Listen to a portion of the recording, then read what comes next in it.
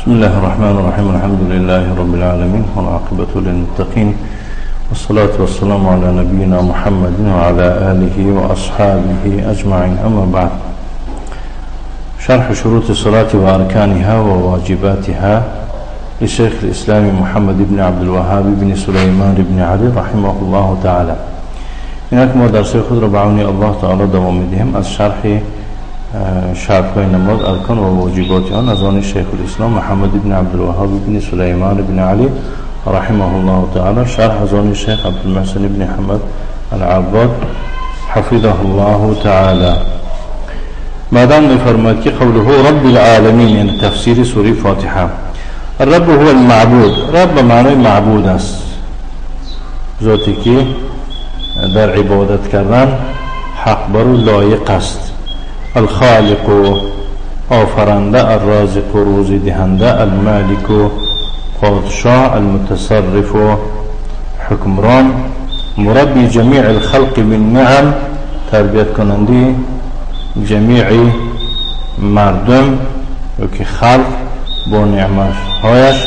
العالمین کل ما سوى الله عالم، هر آن چیزی که غیر از الله است و عالم است. و هو رب الجمیع، و پروردگار همه است. و هذا فيه توحید ربوبیته و اسمائه و صفاته. در این هم توحید ربوبیت الله آمده شده است و هم توحید نام و صفات هایش.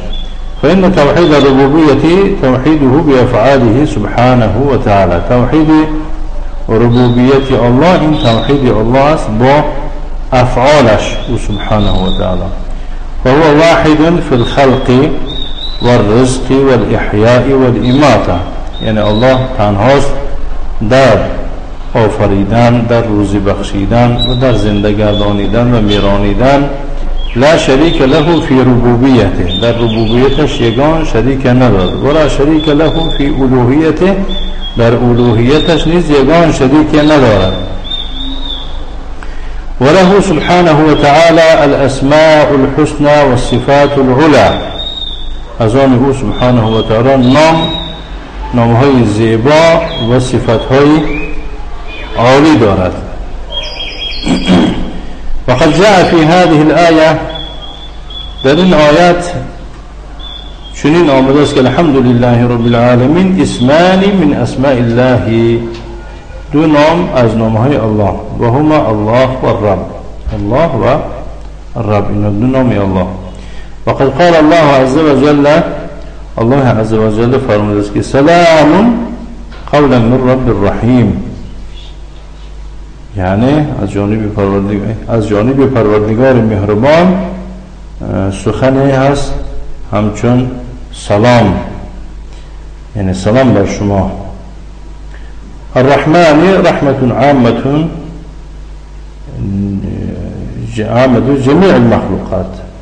رحمان یعنی رحمت عام است که به جمیع مخلوقات تعلق دارد. الرحیم رحمة خاصة بالمؤمنین، این هم یک رحمتی خاص به مؤمن ها می باشد. و دلیل قوله تعالی، دلیل قول الله تعالی است و کان بالمؤمنین رحیما، و نسبت مؤمن ها رحیم است، مهربان است. الرحمن و الرحیم اسمان من اسماء الله. رحمان رحیم دو نام از نامهای الله است. و هما یدلان علی صفت من صفاته، این هر دو دلالت به صفت از صفاتهای الله میکنه. و هی الرحمه.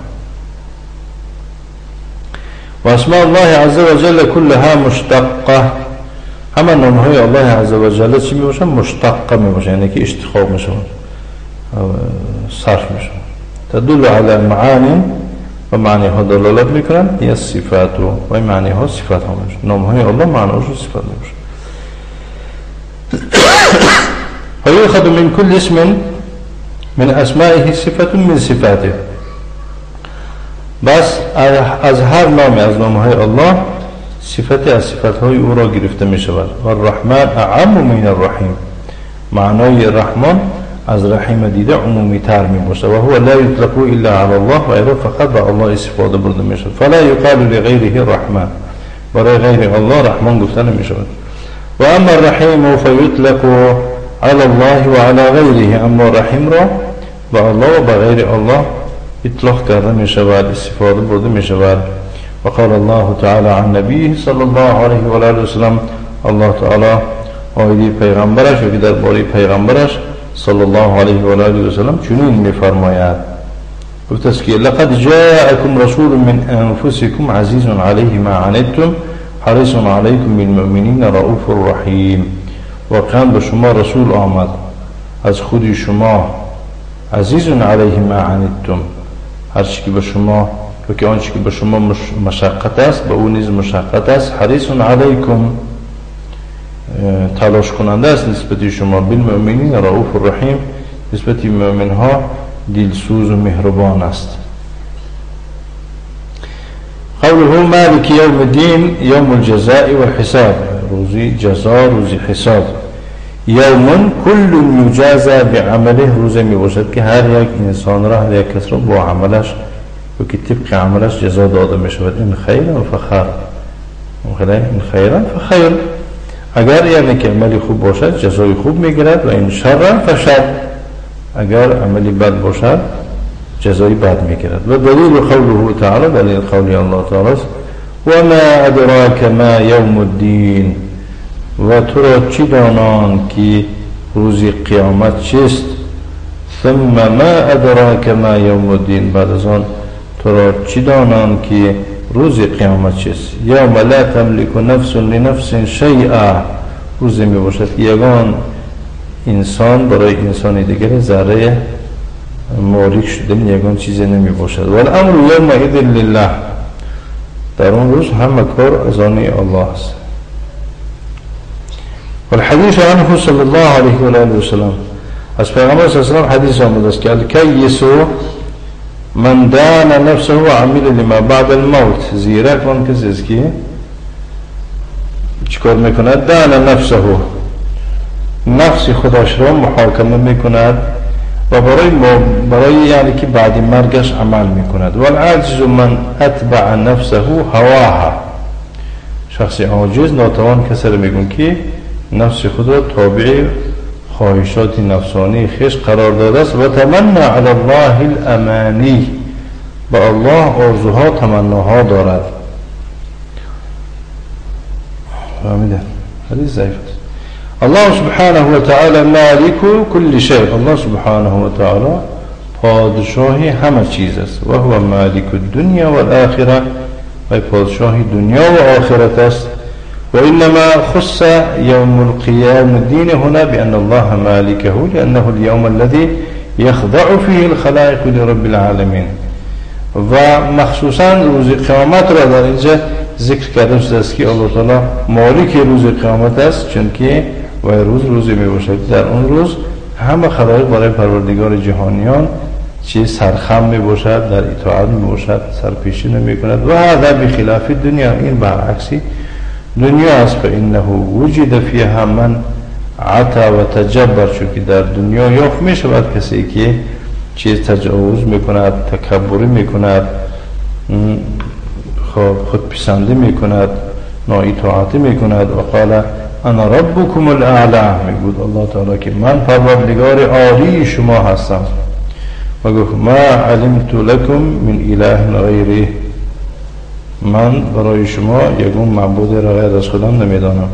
الحديث الذي ذكره الشيخ اخرجه الترمذي، حدیثی که خود شیخ ذکرش میکند اینه ترمذی تخریجش کرده است. و فی اسنادی ابوبکر بن ابی مریم، در اسنادش ابوبکر بن ابی مریم باشه و هو ضعیف، و ضعیف باشه. قالوا ایاک نعبد و ایاک نستعین، ای لا نعبد غیرک، غیر تو را عبادت نمی کنیم. عهد بین العبد و بین ربه، این عهد است میان بنده و پروردگارش. الا یعبد الا ایاه، عهد از چیزی بارد بوده است جز و یگان کس را باید عبادت نکند. و ایاک نستعین، عهد بین العبد و بین ربه، این هم عهد است بین بنده و بین پروردگارش. الا یستعین باحد غیر الله، از یگان کس یاردن باید نپرسد به جز از پروردگارش. الله عز و جل فرمود فرمود است که و ما خلقت الجن والانس الا لیعبدون، یعنی من انسانها و جنها را صرف برای عبادتی خودم آفریدم. فهمیده؟ و ما خلقت الجن والانس الا لیعبدون، یعنی من انسانها و جنها را فقط برای عبادتی خودم آفریدم میگوید. فهمیده؟ و تقدیم المفعول وهو إياك في العبادة والاستعانة، المفعول پیش آمدنش که مراد از مفعول إياك می باشد در عبادت هم در استعانت هم، فی قصر و اختصاص، در این یعنی قاعده قصر و اختصاص می باشد. قصر العبادة على الله یعنی کفایت دانستن عبادت را به الله و اختصاصه بها و عبادت را به الله خاص دانستن را افاده می کند. فلا یعبد الا الله، معناش میشه است که جز الله یگان کس را عبادت کرده نمی شود. ولا یستعان الا بالله، جز از الله از کسی دیگر یاردم پرسیده نمی شود. فلا يطلب العبد العون من الملائكة ولا الجن ولا الغائبين، بنده از فرشته ها، از جنها و از غایب ها یاردم نمی پرسد. اما طلبه العون من انسان حاضر يقدر على اعانته و مساعدته في تحصيل نفع دفع الضر فهذا سائغ لا محظور فيه. اما یاردم پرسیدن بنده یک انسانی را که حاضر است و قادر است به یاردم دادن او و با دست مدد دراز کردن آیدی به دست آوردن یکون فایده یکی از یکون ضرر رو دفع کردن، این یعنی که جایز است، یکون جای معنی نیست. قوله اهدنا الصراط المستقیم، معنی اهدنا دلنا و ارشدنا و ثبتنا و صراط الاسلام و قیل الرسول وقيل القرآن والكل حق والمستقيم الذي لا عوج فيه. يعني قبل شیخ الاسلام گفت است که اهدنا الصراط المستقیم می فرماید الله تعالی، یعنی ما را برای راست هدایت فرما. معنی اهدنا ما را دلالت و ارشاد فرما و ثابت گردان، و صراط اسلام است و گفتند رسول است و گفتند قرآن است و همه حق است، و مستقیم راه است که بر آن یگان کجی نیست. صاحب شرح می فرماید که حاجة العباد إلى الهداية إلى الصراط المستقيم فوق كل حاجة، حاجت بندگان به هدایت یافتن به راه راست این از همه حاجت ها بالاتر است. فهمیدید؟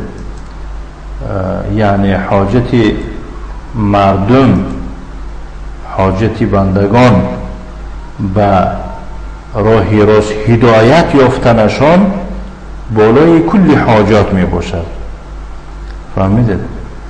و ضرورتهم الیها فوق کل ضروره، و ناعلاجی مردم به راه راست هدایت یافتنشان، فهمیدید، از همه ناعلاجی ها یا که بگیم همه چیزهای ضروری هم بالاتر می باشد. و حاجتهم الیها اعظم من حاجتهم الى الطعام و الشراب، احتیاج مردم به هدایت از احتیاجشون به طعام و شراب هم بزرگتر است. برای چی؟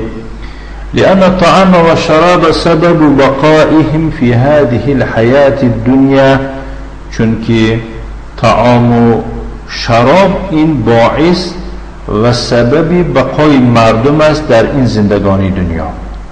یعنی نان و آب باشد، خوراک باشد، تو میتوانی حیاتت را در این دنیا تا یگان مقدار معینه گذرانیدن. و اما هدایتهم الصراط المستقیم فهي سبب فلاحهم و سعادتهم في الدنيا والآخرة. اما مردم برای راست هدایت یافتنشون این باعث رستگاری و سعادتمندی ایشان است در دنیا و آخرت.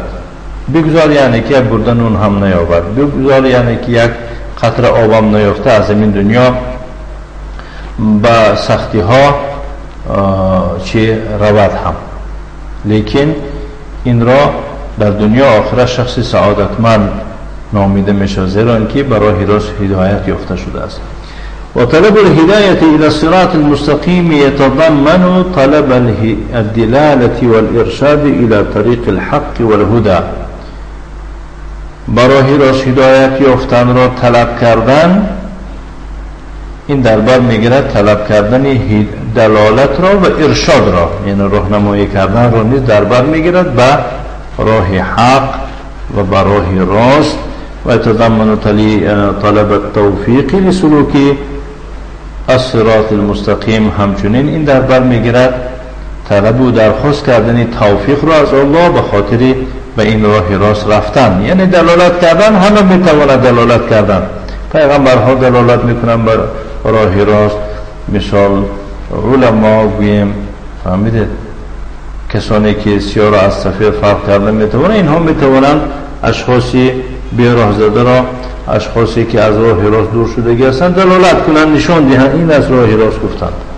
لیکن توفیق فقط الله داده میتواند. اکنون بعد از که ویها این هدایت را دیدن یافتن، اما توفیق نباشد دیگر به این راه نه همه رفته میتواند. بنابراین وقتی که ما و شما که بگیم بندگان از الله هدایت پرسیدن، همه نمود هدایت را از الله میپرسند.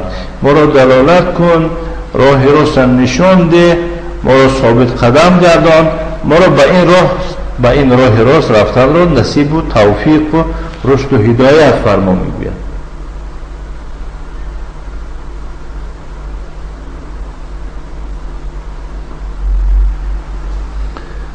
نه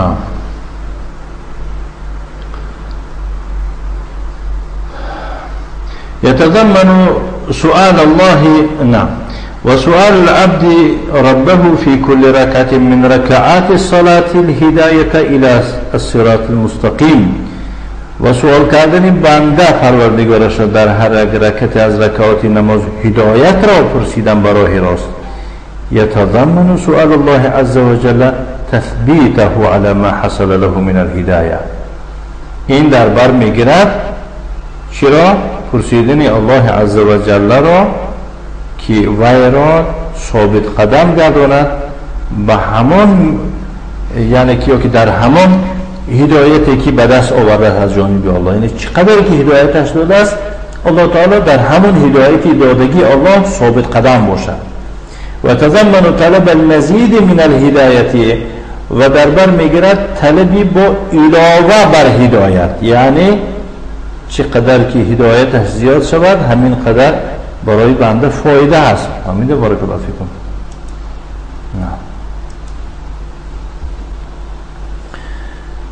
وقتی که بنده هدایت پرسید او معنا نداره که از هدایت کلا محروم شده است، یعنی بگذار هدایت یافته باشن هم بر ذم، یعنی هدایت یافتنش با هدایت پرسیدن این علاوه بر هدایت می شود.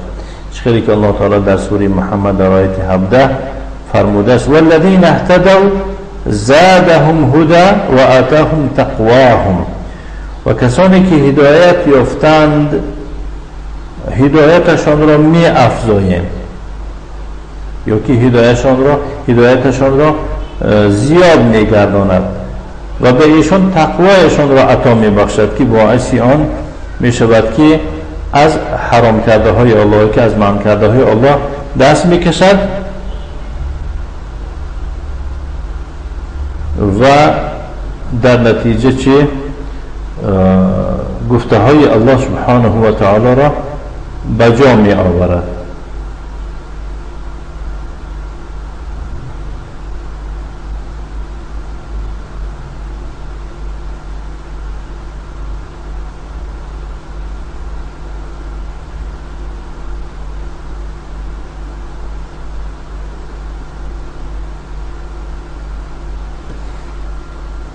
فهمیده نه؟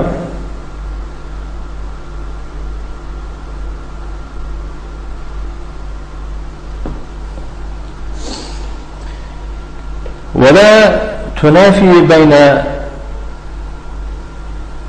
تفسير اهدنا بدلنا وارشدنا وثبتنا، يعني يكون مخالف بين تفسير اهدنا با دلنا و ارشدنا و ثبتنا، يكون يعني كي مخالف نيست.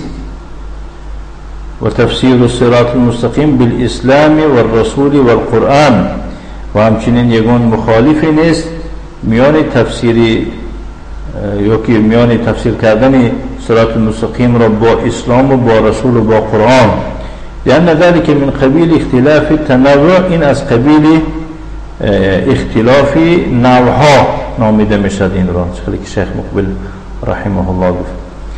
وليس من قبيل اختلاف التضاد، این از قبیل اختلاف ضد هم نمی باشد که مثال اسلام باشد این مخالف رسول و قرآن باشد، یا که رسول باشد مخالف اسلام و قرآن باشد، یا که قرآن باشد مخالف، یعنی در معنا مخالف اسلام و رسول باشد. نه، اینها معنی های هستند که باید دیگر گرچند که ظاهرا گوناگون باشند این اختلاف تنوع میگویند. ولهذا قال الشيخ برای خاطر این است که شیخ فرمود والکل حق، همش حق هستند، همین تفسیرها حق هستند. و تفسیرات السلف غالبا تكون من هذا القبيل، و تفسیرهای سلف غالبا از همین قبیل تفسیر می باشد. اما تفسیر بالفاظ متقاربه، یا تفسیر میکنند که با لفظهای بین یکدیگر نزدیک می باشد که کلها حق، همشان حق می باشند، ولا تنافی بینها کما هنا، یگان مخالفی نیست میان اون تفسیرها خیلی که در اینجاست. و اما تفسیر بالمثال، یا که تفسیر می باشد با سبب ذکر کردن مثال، و هو ان يفسر لفظ عام ببعض اجزائه، یعنی که تفسیر کردن لفظ عام را با جزء از اجزاهایش، مانند قول الله تعالی که ربنا آتنا فی الدنیا حسنة و فی الآخرة حسنة و قنا عذاب النار، ای پروردگار ما در دنیا و ما حسنه عطا کن و در آخرت نیز حسنه عطا کن. فإن تفسير حسنة الدنيا بالزوجة الصالحة أو الولد الصالح أو المال الطيب لا منافاة بينها، وهو من قبيل التفسير بالمثال. البته تفسیر حسنه دنیا چه تفسیر کرده شده است، گفتن که همچون مثال حسنه دنیا رو داخل میشود زن صالحه، یا که فرزند صالح، یا که مثال مالی پاک، مالی تازه، بین اینها یگان یعنی که مخالف نیست. این تفسیری، این از قبیل تفسیری مثال می باشد. تفسیری مثال آن است که یعنی با جزء از اجزای لفظ عام چه تفسیر کرده باشه. حسنی دنیا مگر یعنی که زنی صالح داخل میشد، فرزند صالح داخل میشد، مالی پاک داخل میشد، هر چی که برای انسان خوشنودی و خوشی و خرسندی می باشد، همه اینها چه تفسیری یا که معنای درست می باشد. فهمیدن؟ بارک الله فیکم. نكتفي وصلى الله وسلم على نبينا محمد وعلى آله وأصحابه وسلم تسليما مزيدا. الحمد لله رب العالمين.